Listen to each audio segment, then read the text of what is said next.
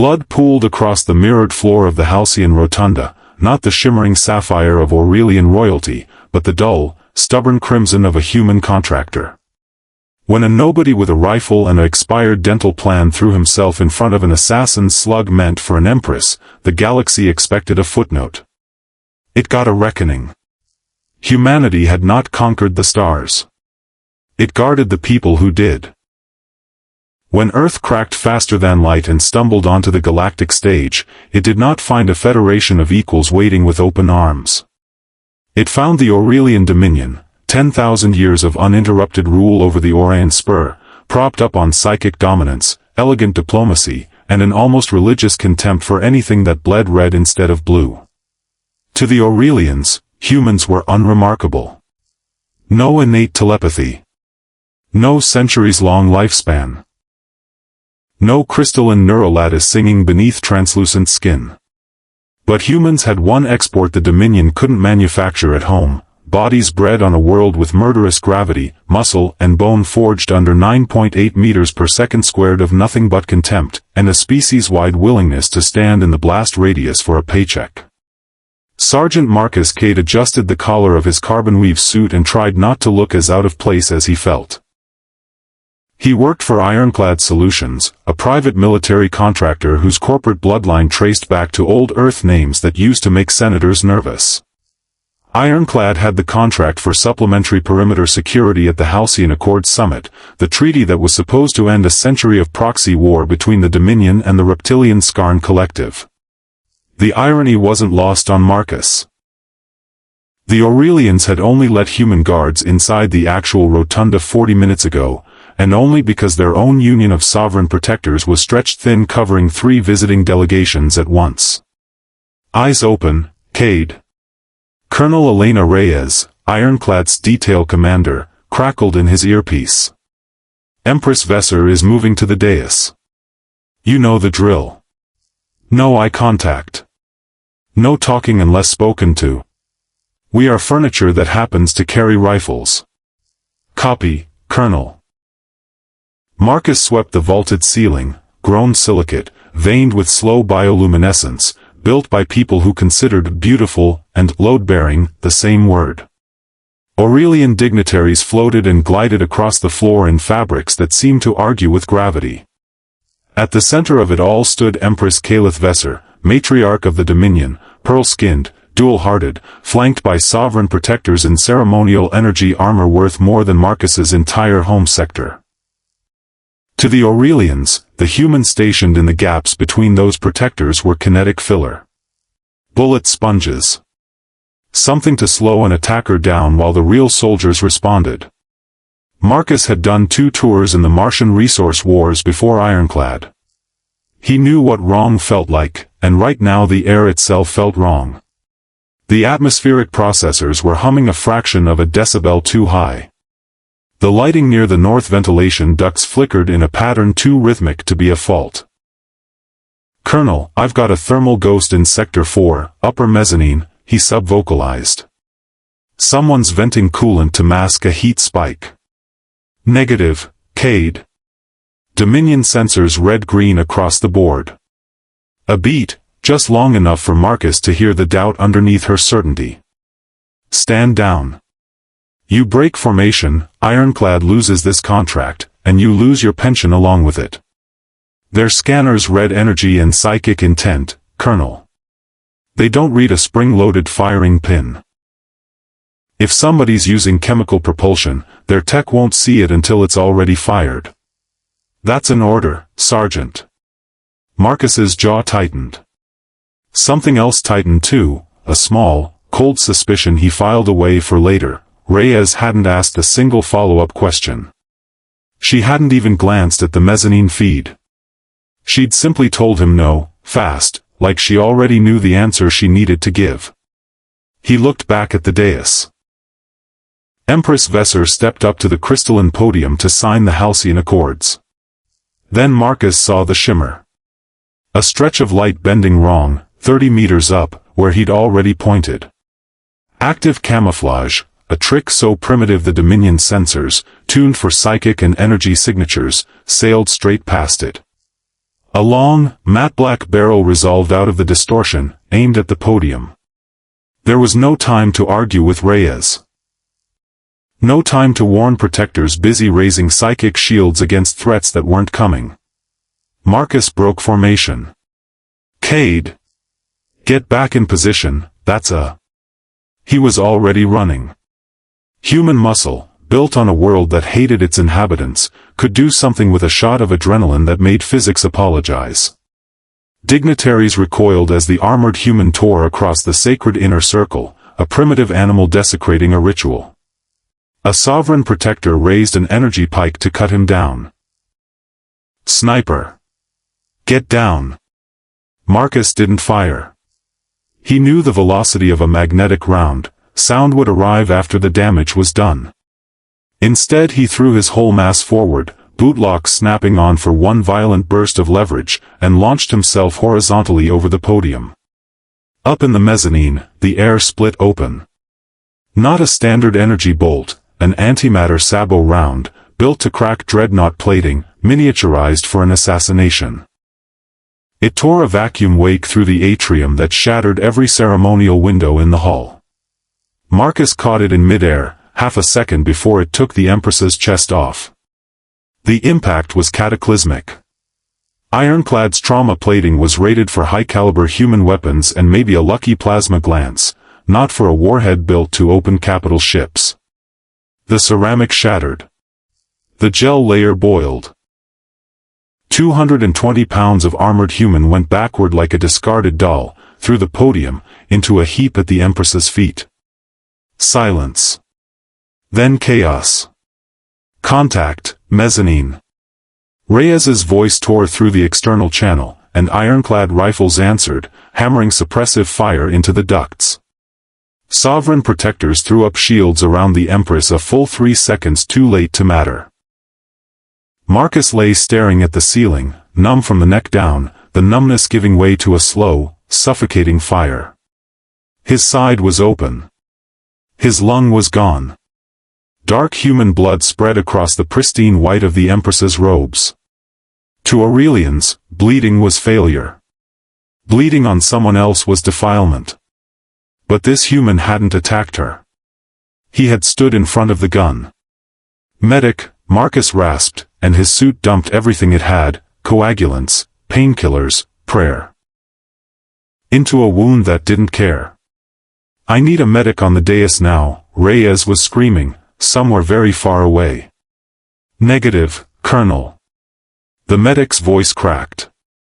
They've raised a hard shield. I can't get through. Marcus turned his head. A dome of pale energy sealed the dais, trapping him inside it with the Empress and her stunned protectors, cutting him off from every human who would have died trying to reach him. Calith Vesser knelt, an obscene position for royalty, and hovered her palm over the crater in his chest, her luminous eyes tracing the wreck of him like a language she'd never been taught. Why, her expression seemed to ask. Why would a lesser being spend itself for a stranger? Just doing my job, ma'am, Marcus whispered, and closed his eyes. He is finished, matriarch, hissed Commander Draventhal, captain of the Sovereign Protectors. Step back. His fluids are contaminating your robes. Vesser didn't move. Drop the barrier, she said. We cannot. The perimeter isn't secure. Drop it, Thal. Let his healers through. Their medicine is crude flesh mechanics, matriarch. It cannot repair damage of this magnitude. He is already dead. You owe him nothing. Vesser looked at the man dying under her hand. Not out of biology. Not out of a psychic contract. Out of some incomprehensible human instinct that made loyalty a choice instead of a chemical certainty. In Aurelian law, a life debt was the heaviest weight a soul could carry. A tether that bound you to your savior until it was repaid. A life debt to a human was unthinkable. Unprecedented. It would be so clean to simply let it die with him. She was not a ruler who survived on clean. She drew a small blade of starlight-forged osmium from her ruined robes. Matriarch, No. Thal's voice cracked with something close to horror. The sanguis bind with a lower species is forbidden. It is treason against the bloodline. Aurelian blood was not simple transport for oxygen. It was a living matrix of regenerative nanites and psychic stem material, the source of the glow, the long lives, the crystalline calm. Given to another organism, it could force violent cellular regeneration. The cost: it bound the recipient to the donor, mind and gene, forever. A sacred right, reserved for royal spouses and beloved heirs. Never for a mercenary making 80 credits a shift. Vesser sliced her palm open anyway. Her blood welled up, blue as deep-sea light, and she pressed it directly into the ruin of Marcus's chest. The dais exploded in dual-toned brilliance, human red and Aurelian blue fighting for the same square meter of air. Marcus's spine arched off the floor. The flatline tone of his suit broke into something fast and furious. Bone rewove itself with crystalline lattice. Torn lung tissue sealed, glowing faintly from the inside. Vesser's eyes rolled white as the tether snapped taut, and through it she felt him, raw, indomitable, terrified, alive. The dirt of Earth. The cold of Mars. A stubbornness that had never once, in his whole life, learned how to quit. Marcus's eyes opened. Hazel, ringed now with a thin, pulsing blue. "What," he croaked, his voice carrying a strange dual harmonic, "did you do?" "I repaid my debt," Vesser said, swaying with blood loss, loud enough for the stunned atrium to hear. "Rise, Marcus Cade of Earth. Rise as a prince of the Aurelian dominion." Outside the barrier, Colonel Reyes dropped her rifle. Every sovereign protector in the hall fell to one knee. By 10,000 years of unbroken law, the act could not be undone.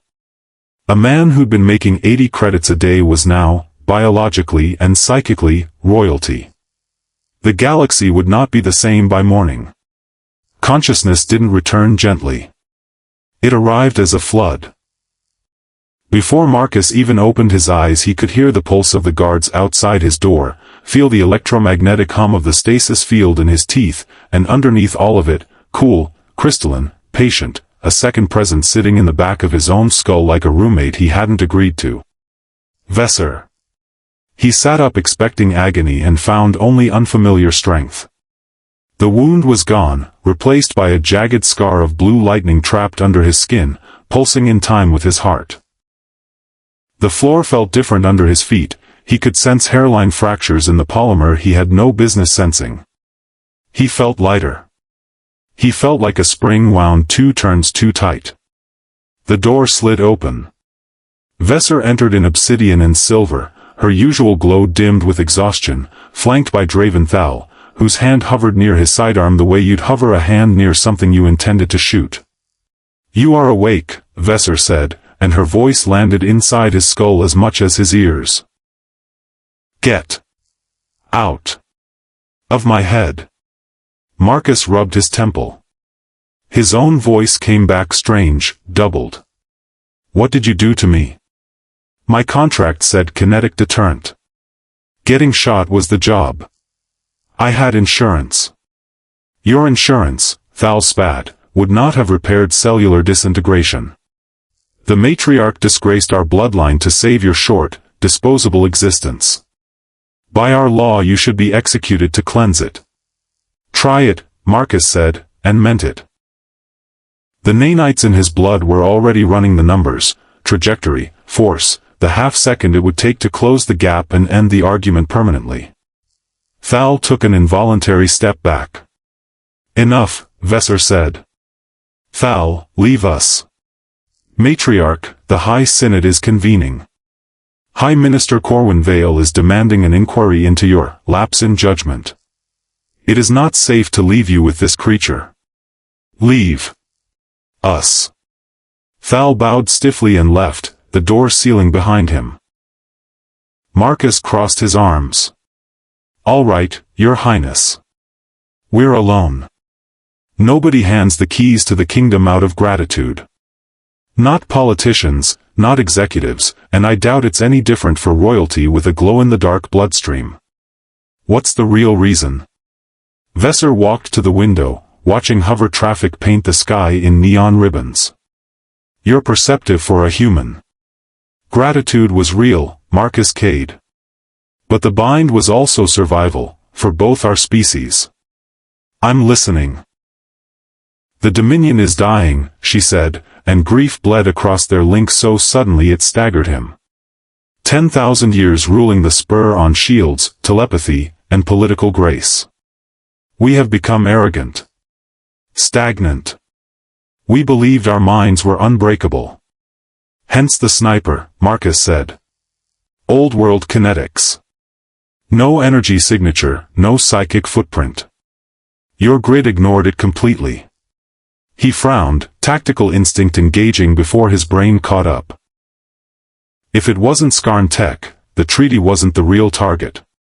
You were. And that's not an outside job. That's someone inside your own security grid. High Minister Vale opposes the Halcyon Accords, Vesser said. He believes peace with the Skarn is weakness, that the Dominion must purify itself and conquer rather than negotiate. He views humanity as a plague to be exterminated before it spreads. I believe he hired the assassin, planned to seize the throne once I was removed, and blamed the Skarn for the war that followed. Classic hostile takeover, Marcus muttered. So where do I fit? You proved his philosophy wrong with your body before I could prove it with words. And by binding your blood to mine, I have tied the throne's fate to humanity whether the Synod likes it or not.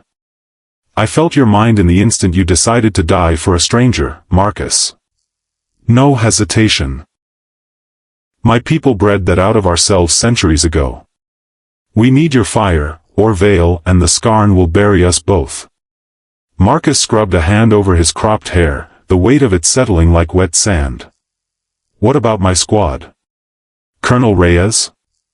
Compensated. Escorted off-world. Something flickered across their bond, small, quick, gone before he could name it. You don't believe Thal's loyal, Marcus said. It wasn't a question. Vesser's silence answered for her. Vale has deep resources. Someone gave that assassin our internal schematics. Someone who knew exactly where our sensor grid was blind. The lights flickered. The stasis hum dropped half an octave.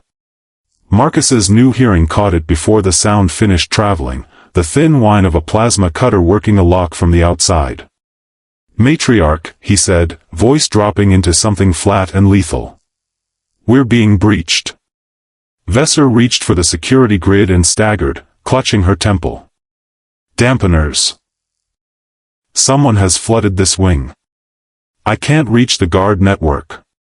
Nothing in this room is a weapon if you don't know how to use it, Marcus growled, and tore a 600-pound medical console clean out of the floor bolts with a sound halfway between a shout and something that wasn't human at all.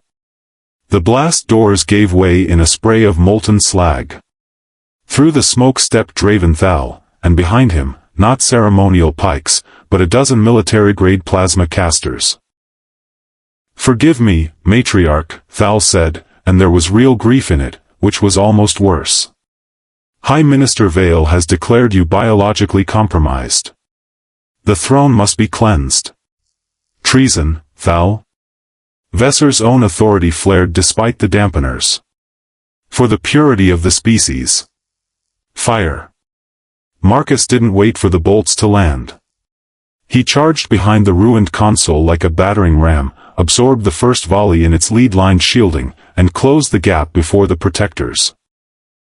Trained to fight at range, trained to fight minds instead of muscle, could recalibrate. He hit their front line at full mass. Shields built to deflect plasma folded like wet paper against half a ton of blunt kinetic force. What followed was not combat, by Aurelian standards. It was a correction. Marcus moved with brutal, borrowed nanite efficiency, disarm, break, use the body as a shield, next. And through the bond Vesser felt every second of his focus, his fear for her, and underneath it a satisfaction so old and human it had no Aurelian word. Thal, the last one standing, understood he'd lost his squad to a single newly augmented, organism in under a minute. He turned his caster on Vesser instead. For the Dominion. Marcus was too far to intercept it with his body. Instead he pulled, hard, blind, on the psychic tether he didn't know he had. And a wall of solid blue kinetic force erupted from his outstretched hand, catching the bolt a meter from the Empress's chest. The shield held. Thal dropped to his knees, staring at a human wielding a discipline his own master spent decades learning. It broke something in him faster than any wound could have. Marcus crossed the wreckage and stood over him. "Nobody touches her," he said, and put him down with one clean hit. Silence, except for distant alarms. Vesser stepped carefully through the ruin of her own guard and pressed her hand to the glowing scar on his chest. "You didn't just save my life twice in one day, Marcus Cade," she said. "You saved the Dominion. Vale's rebellion dies in the light once the Synod sees this." Marcus looked down at his hands, watching a shallow plasma burn knit itself shut in real time. "So," he said, with a tired, entirely human smirk, "does this mean I get a raise?" That was the moment the second blast door at the far end of the corridor hissed open, and Colonel Elena Reyes walked through it, alone, unarmed, and far too calm for a woman who'd been escorted off-world 2 hours earlier. "Colonel." Marcus's voice went cold. "You're supposed to be in orbit." "I never left the station, Marcus." Reyes didn't reach for a weapon. She didn't need to. That was the first thing that told him this was worse than Thal. "I need you to hear this from me before the Synod's inquiry gets to it first." Through their bond, Marcus felt Vesser go very still, the particular stillness of someone bracing for a truth she already half suspected. "You told me to stand down," Marcus said slowly. "You didn't even check the feed. You already knew what I'd find up there."